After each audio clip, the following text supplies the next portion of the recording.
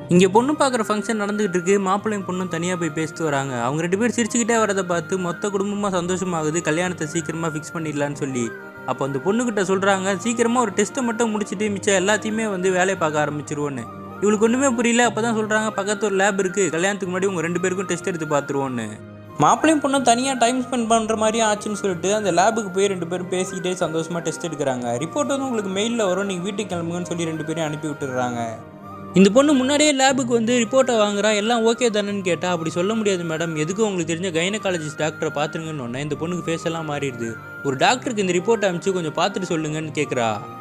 அப்போ அந்த டாக்டரும் செக் பண்ணிட்டு சொல்கிறாங்க, நீ மனசை தைரியப்படுத்திக்கோமா, நேச்சுரலாக உனக்கு குழந்தை பேத்துக்கிற பாக்கியமே கிடையாதுன்னு ஒன்று. இந்த பொண்ணு இடிஞ்சு போய் உட்காடுறா. அங்கே இருக்கிற அந்த நர்ஸ் மட்டும் தனியாக பேசுகிறாங்க. நான் ஒரு நாளைக்கு நிறையா ரிப்போர்ட் கொடுத்துக்கிட்டு இருக்கேன். சிலது பாசிட்டிவாக இருக்கும், சிலது நெகட்டிவாக இருக்கும்.